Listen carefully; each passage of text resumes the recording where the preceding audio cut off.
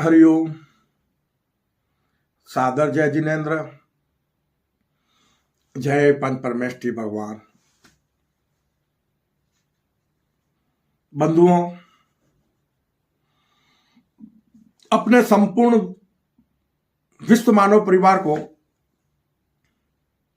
कल्कि ज्ञान सागर के अनुसार ब्रह्म, अध्यात्म और कर्म रूपी आध्यात्मिक ज्ञान की बातें बताने से पहले मैं कल्कि साधक कैलाश मोहन, हमारी सुंदर सृष्टि के रचयिता, हमारी सृष्टि के सभी जीव जीवात्माओं के जन्मदाता, पालनहार, हमारी सृष्टि के सभी देवी देवताओं के, हमारे संपूर्ण विश्व मानव परिवार के परम माता पिता परमात्मा, देवलोक में विराजमान देविक महाशक्ति सगुण परब्रह्म को मैं सत सत नमन करता हूं। इसी के साथ हमारे विशाल ब्रह्मांड के रचयिता, संपूर्ण ब्रह्मांड के स्वामी, सृष्टि के सभी देवी देवताओं के, हमारे विश्व मानव परिवार के परम गुरुवर, ज्ञान विज्ञान और आत्मशक्ति के दाता, जिस दिव्य महाशक्ति को किसी ने बनाया नहीं, जिस दिव्य महाशक्ति को कोई मिटा नहीं सकता, जो दिव्य महाशक्ति किसी की संतान नहीं है और जिस दिव्य महाशक्ति की कोई संतान नहीं है, जो दिव्य महाशक्ति अजन्मा, निष्कलंक, निराकार, अजर अमर अविनाशी है, उस गुरुओं के भी गुरु परम गुरुवर निर्गुण परम ब्रह्म को भी मैं सत सत नमन करता हूं। बंधुओं, हमारे परम माता पिता परमात्मा देविक महाशक्ति को नमन करते हुए और दिव्य महाशक्ति हमारे परम गुरुवर निर्गुण परम ब्रह्म को नमन करते हुए मैं अपने प्रभु से करबद्ध प्रार्थना करता हूं कि हे प्रभु, हमारे संपूर्ण विश्व मानव परिवार को इस युग परिवर्तन की संधि वेला, संगम युग में, कलयुग को सतयुग में परिणित करने के लिए, हमारी कर्म भूमि पर सतयुगी दुनिया का सृजन करने के लिए हमारे संपूर्ण विश्व मानव परिवार के लोगों को वो सद्बुद्धि प्रदान करो, वो अद्भुत रहस्यमय सृष्टि सृजन का रहस्यमय ज्ञान प्रदान करो, जिससे हमारी कर्म भूमि पर मानव मात्र सत्कर्मी निष्काम कर्म योगी बन जाए, मानव मात्र कर्म भूमि पर महामानव बनकर परमात्मा स्वरूप बन जाए और हमारी कर्म भूमि अविनाशी स्वर्ग और सतलोक बन जाए। कर्म भूमि पर किसी भी कर्म योगी को मरकर स्वर्ग और मोक्ष नहीं जाना पड़े। इसी भावना के साथ बंधुओं, हमारे अपने कल्कि ज्ञान सागर का आज का विषय है कि कल्कि ज्ञान सागर के ज्ञानानुसार जो प्रभु ज्ञान की वर्षा कर रहे हैं, निर्गुण परम ब्रह्म दिव्य महाशक्ति जो ज्ञान विज्ञान और आत्मशक्ति स्वरूप है, जो सृष्टि के सभी देवी देवताओं के, संपूर्ण मानव जगत के और सृष्टि के जीव मात्र के परम हितैषी हैं, उस प्रभु की तरफ से जो ज्ञान की वर्षा हो रही है, तो मुझे अपने प्रभु से अंतः प्रेरणा अनुसार जो संदेश मिला है वो अपने विश्व मानव परिवार के बीच में रखना चाहता हूं कि कल्कि ज्ञान सागर के अनुसार, कल्कि ज्ञान सागर के ज्ञानानुसार कर्म भूमि पर वर्तमान समय में जितने भी धार्मिक स्थल हैं, उन सभी धार्मिक स्थलों को गुरुकुल बना दो। जितने भी, जिससे कर्म भूमि पर धर्म के नाम पर जाति पंथ संत संप्रदायवाद जड़ से मिट जाए।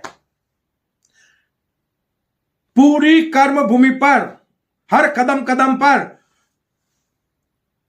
हमें गुरुकुल में वो ज्ञान प्राप्त हो सके संपूर्ण विश्व मानव परिवार को, जिससे मानव मात्र कर्म भूमि पर सत्कर्मी निष्काम कर्म योगी बन जाए और उन गुरुकुल के माध्यम से ईश्वरीय ज्ञान की वर्षा होती रहे हमारे विश्व मानव परिवार के बीच, और उसी के साथ हम उन गुरुकुल के माध्यम से सृष्टि के असहाय जीवों की सेवा कर सकें, हमारे विश्व मानव परिवार में असहाय लोगों की हम सेवा कर सकें, ऐसे कर्म भूमि पर गुरुकुल हम स्थापित कर सकें।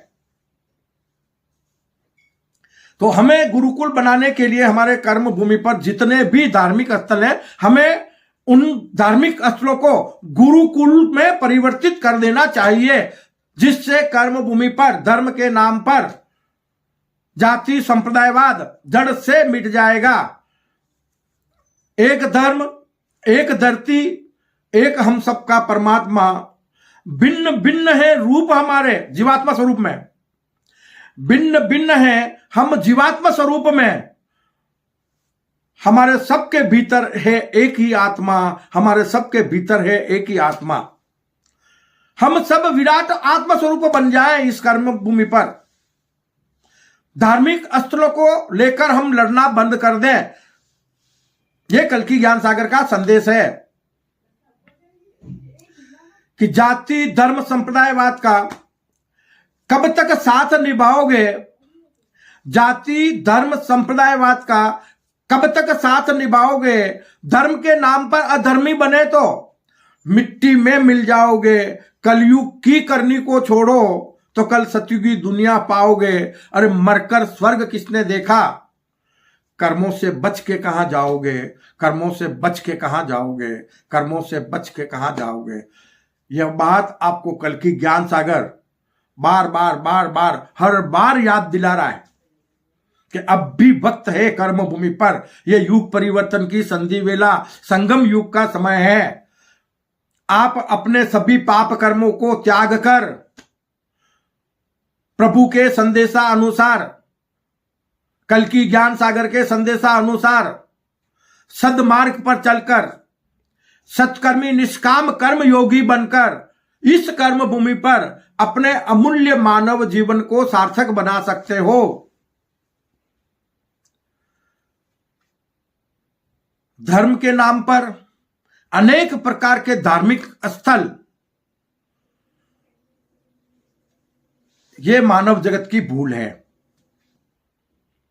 उस निराकार ईश्वर को जाना नहीं, उसके सत्य स्वरूप को जाना नहीं, और स्वयं के भीतर विद्यमान ईश्वरीय वैभव को जाना नहीं, स्वयं के सत्य स्वरूप को जाना नहीं, और धर्म के नाम पर कर्म भूमि पर अनेक प्रकार के धार्मिक स्थल बना दिए, कई तरह के धर्म ग्रंथ बना दिए। और आज ये अनेक प्रकार के धार्मिक स्थलों के कारण हमारी कर्म भूमि पर धर्म के प्रति ग्लानि दिन प्रतिदिन बढ़ती जा रही है। क्यों कि वर्तमान समय में कर्म भूमि पर अनेक प्रकार के धार्मिक स्थल आज महाविनाश के कारण बन गए हैं। क्यों कि धर्म के प्रति ग्लानि बढ़ने का कारण है धार्मिक स्थल। अगर हम धार्मिक स्थलों में धर्म कर रहे होते, एक दूसरे से नफरतें नहीं करते, समभाव रखते कि भाई आमनाएं अपनी अपनी मानो और भावना से हम जुड़ जाते, तो आज ये हमारी कर्म भूमि स्वर्ग बन जाती। लेकिन अलग अलग धर्म के नाम पर जाति संप्रदाय होने से मानव जगत के लोगों में, हमारे विश्व मानव परिवार के लोगों में अहंकार पैदा हो गया, तेरे मेरे के भाव जागृत हो गए, जिसके कारण कर्म भूमि पर धर्म का अभाव होकर पाप का बोझ बढ़ रहा है।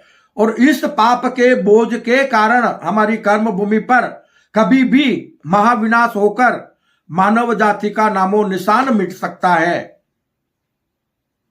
हमारे प्रभु ने कभी नहीं कहा किसी से कि मेरे नाम से धार्मिक स्थल बनाओ।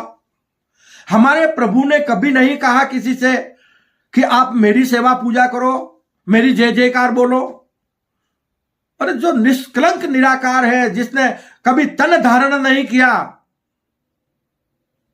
जो आपका परम हितैषी है, वो अपनी क्या वाहवाही चाहेगा, जिसने पूरी दुनिया बनाई है। एक पल में वो दुनिया बना सकता है तो दूसरे पल में वो मिटा सकता है, इतना महाशक्तिशाली है। तो ऐसे महान शक्तिशाली दिव्य भव्य आत्मा को प्रभु को, दिव्य महाशक्ति को, हम मनुष्यों की पूजा पाठ की उसे क्या जरूरत है? तो प्रभु कहते हैं कि संपूर्ण मानव जगत के लोगों के सत्कर्म ही मेरी सच्ची पूजा है।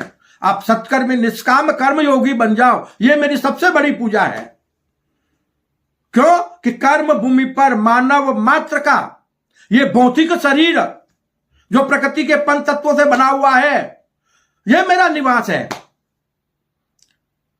यह मानव मात्र के लिए कर्म भूमि पर चलता फिरता पावन तीर्थ है, जिसमें मैं अपने दोनों स्वरूप में विद्यमान हूं। आत्म स्वरूपता में ज्ञान विज्ञान और आत्मशक्ति स्वरूप विद्यमान हूं, और जीवात्मा स्वरूपता में आपका जगत का पालनहार जन्मदाता के रूप में विद्यमान हूं, और कर्मयोगी के रूप में विद्यमान हूं, मानव के रूप में। क्यों? कि सृष्टि के सभी जीव जीवात्मा एक ही सगुण परब्रह्म के अनेक मायावी रूप हैं। इन अनेक से हमें एक बन जाना है, इन अनेक में हमें एक को देखना है। कल की ज्ञान सागर यह कहता है, एक को ब्रह्म द्वितीयो नास्ति। समझना बात को, एक को ब्रह्म द्वितीयो नास्ति। संपूर्ण ब्रह्मांड में एक ही दिव्य महाशक्ति निर्गुण परम ब्रह्म ही परम सत्य है। उसे विदित किए बिना इस कर्म भूमि पर, इस मृत्यु लोक से मानव के लिए मुक्ति का और कोई उपाय नहीं है। हम उस दिव्य महाशक्ति को जाने, उसी दिव्य महाशक्ति का दूसरा स्वरूप, मायावी स्वरूप दैविक महाशक्ति का रूप है, जो हमारे जन्मदाता पालनहार बने हुए हैं। एक तरफ तो हमारे वो परम गुरुवर बने हुए हैं, तो हमें ज्ञान विज्ञान और आत्मशक्ति प्रदान करते हैं निर्गुण स्वरूप में। वही सगुण स्वरूप में हमारे परम माता पिता परमात्मा बनकर हमें जीवन प्रदान करते हैं। तो बाबा दोनों रूप में तो ये दिव्य महाशक्ति और दैविक महाशक्ति हमारी सेवा कर रहे हैं, हमारे सेवक बने हुए हैं, एक तरफ गुरु के रूप में और एक तरफ माता पिता के रूप में। तो हमें अपने गुरु द्वारा बताए गए मार्ग पर चलना चाहिए। हमें अपने परम माता पिता परमात्मा द्वारा बनाई गई सुंदर सृष्टि का जो सृजन किया गया है, उसे हमें सुंदर बनाना चाहिए। और इस कर्म भूमि पर मानव मात्र को सत्कर्मी निष्काम कर्म योगी बनकर भरपूर जीवन का आनंद लेना चाहिए। आप विराट आत्म स्वरूप बन जाओ कर्म भूमि पे, आपको मोक्ष रूपी शाश्वत सुख भी इसी कर्म भूमि पर मिल जाएगा। अनेक प्रकार के धार्मिक अस्त्रों की मानव के आत्म कल्याण के लिए जरूरत नहीं है। भगवान महावीर ने हमें बताया है कि आपको अपना आत्म कल्याण करना है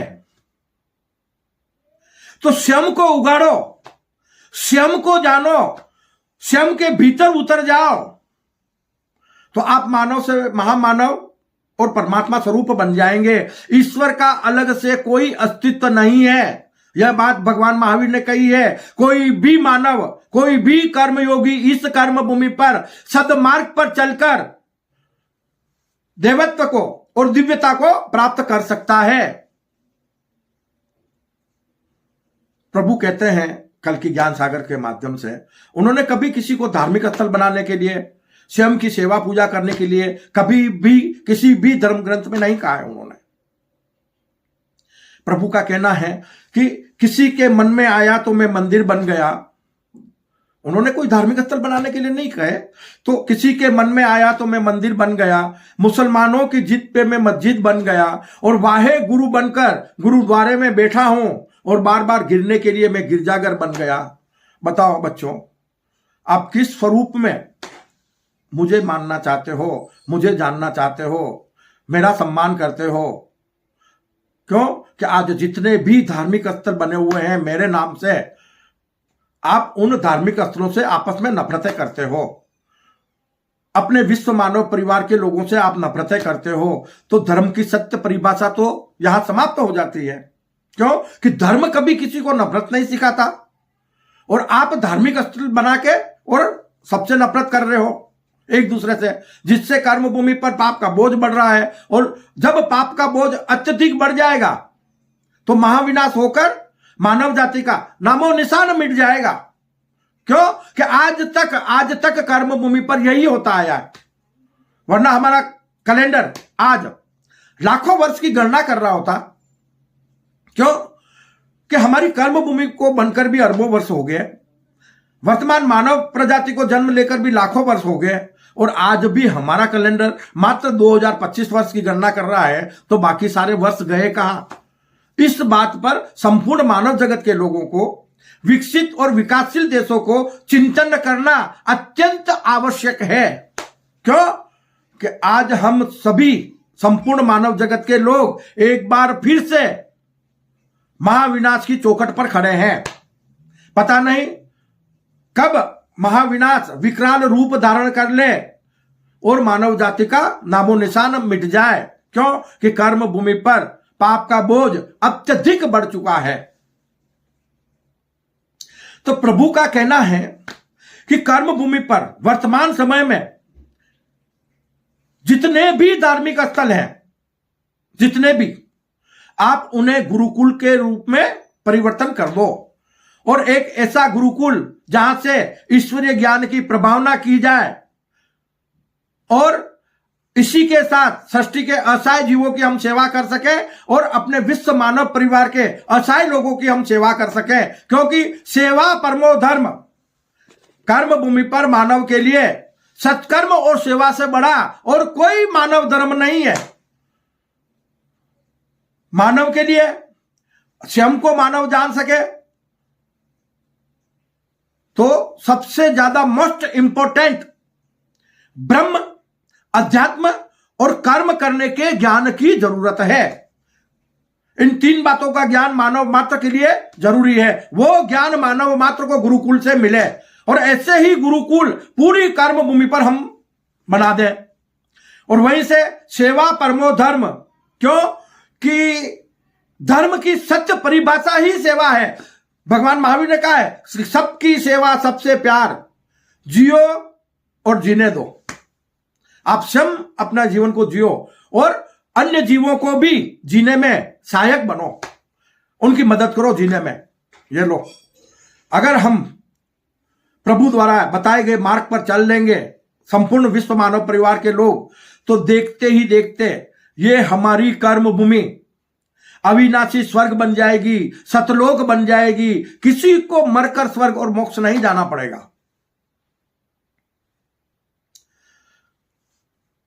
300 से 350 वर्ष पहले हमारे यहां बांसवाड़ा जिले में, जिसे वाग्यवरांचल कहते हैं, जहां से यह कल की ज्ञान सागर की प्रभावना हो रही है, तो इस भारत की पावन भूमि पर, वीरों की भूमि राजस्थान प्रांत में, बांसवाड़ा डूंगरपुर जिला वागड़ अंचल और वाग्यवरांचल के नाम से विश्व विख्यात है। इसे लोढ़ी काशी भी कहते हैं, इस बांसवाड़ा जिले को, जहां ये आपके कल की साधक अपना कर्म कर रहे हैं। तो यहीं पे 350 वर्ष पहले इसी भूमि पर, वाग्यवरांचल की पावन भूमि पर, इसे आध्यात्मिक भूमि भी कहते हैं, इसे धार्मिक भूमि भी कहते हैं। तो यहां माही नदी, जो मध्य प्रदेश से बहती हुई बांसवाड़ा में आती है, हमारे बांसवाड़ा डूंगरपुर जिले में, और यहां पर 2 त्रिवेणी संगम बनकर 5 नदियां बहती है। ये इतने से एरिया में, 50 किलोमीटर के एरिया में 5 नदियां बहती है। इसे कहते हैं संभल, जो पानी के घाट को चारों तरफ पानी हो उसे संभल कहते हैं। और इसी संभल से प्रभु कल की ज्ञान सागर के रूप में संपूर्ण मानव जगत के लिए धर्म की प्रभावना कर रहे हैं, मानव धर्म की। और मानव धर्म क्या है? कि मानव ब्रह्म, अध्यात्म और कर्म करने के ज्ञान को जाने। तो बंधुओं, जिस विषय पर मैं आपको अभी बता रहा हूं कि कर्म भूमि पर सभी धार्मिक स्थलों को हम गुरुकुल बना दें, और उस गुरुकुल से कर्म भूमि पर अपने विश्व मानव परिवार के लिए धर्म की प्रभावना करें, और सृष्टि के असहाय जीवों की इसी गुरुकुल से हम सेवा करें और हमारे विश्व मानव परिवार के असहाय लोगों की इसी गुरुकुल से हम सेवा करें। सेवा परमो धर्म। तो महावीर महाराज जो कृष्ण लीला अवतार के रूप में 350 वर्ष पहले यहां प्रकट हुए थे वागीवरांचल की पावन धरती पर, उनके द्वारा बड़े अमूल्य साहित्य लिखे गए हैं जो आज भी यहां विद्यमान है वागड़ की धरा पर। तो वही महावीर महाराज ने बताया था मानव जगत को, उन्होंने भविष्यवाणियां की थी और उनकी भविष्यवाणियां बड़ी सटीक भविष्यवाणियां थी। तो उन्होंने बताया था कि सब देवन्ना डेरा उठ से निष्कलंक नो डेरो रे से, कि प्रभु जो प्रकट होंगे वो निष्कलंक निराकार होंगे और संपूर्ण मानव जगत को धर्म का ज्ञान देने वाले वो हमेशा निराकार ही रहेंगे और संपूर्ण मानव जगत के लोग उस निष्कलंक निराकार को अपना परम गुरुवर मानेंगे। कि सब देवन्ना डेरा उठ से निष्कलंक नो डेरो रे से, हिंदू मुस्लिम एक थाव से एक थाली में जीमण जिम से। अब यह हिंदू मुस्लिम एक थाव से, यह बात उन्होंने 350 वर्ष पहले लिखी है। तो आप यहां चिंतन करना इस बात पर कि हिंदू मुस्लिम एक हो कैसे सकते हैं। बाबा हो जाएंगे सारे, जब धार्मिक भेदभाव मिट जाएंगे, हम अपनी त्रुटियों को त्याग देंगे, इस्लाम धर्म वाले अपनी त्रुटियों को त्याग देंगे, ईसाई धर्म वाले अपनी त्रुटियों को त्याग देंगे, तो फिर बचेगा ही क्या। जितने भी छोटे बड़े धर्म संप्रदाय हैं, जो 100% कोई गलत नहीं होता है।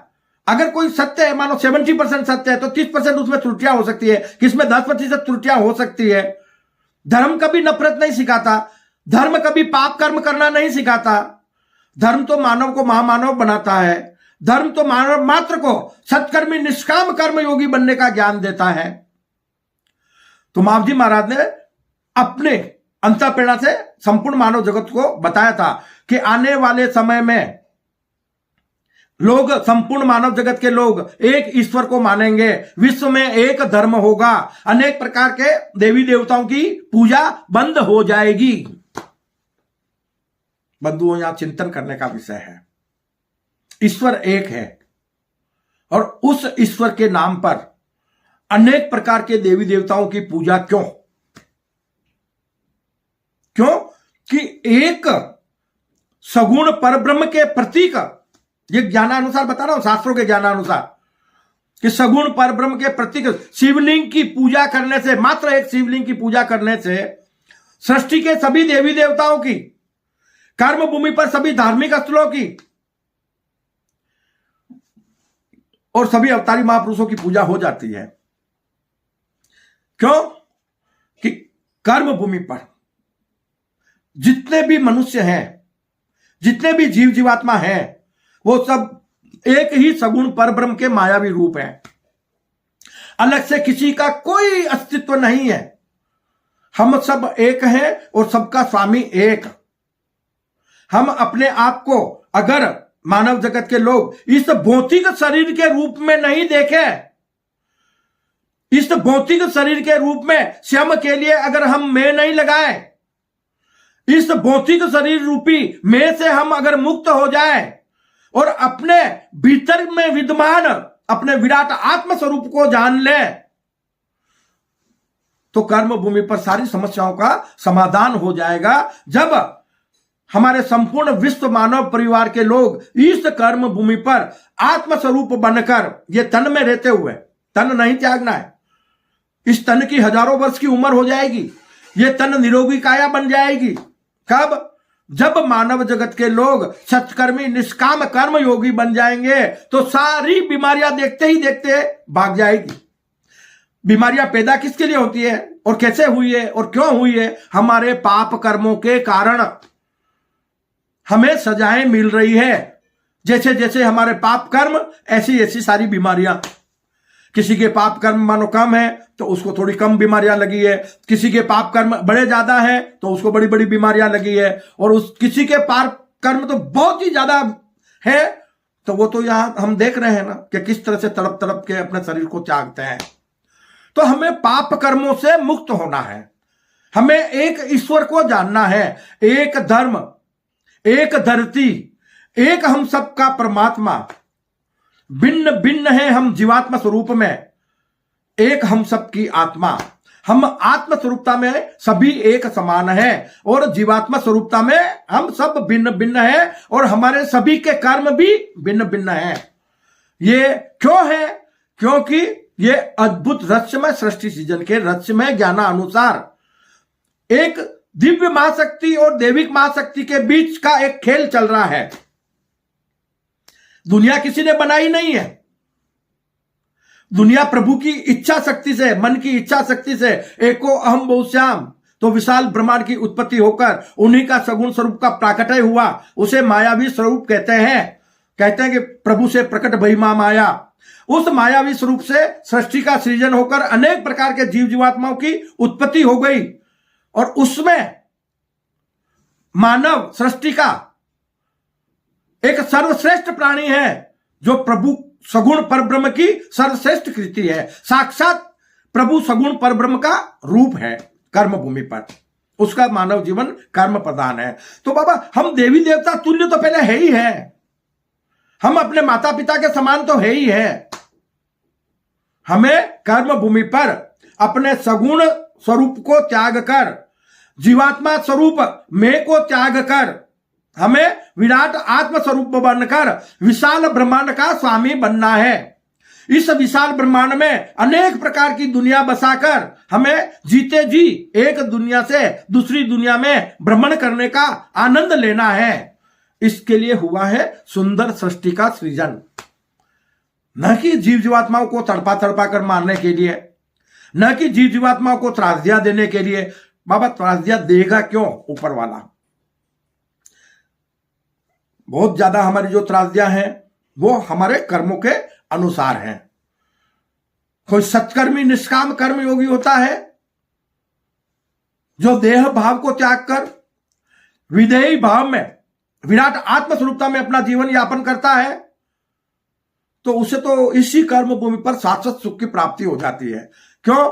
कि उसमें तेरे मेरे के भाव जड़ से मिट जाते हैं, और जब जड़ से तेरे मेरे के भाव मिट गए तो संसारी रिश्ते भी तो मिट जाएंगे।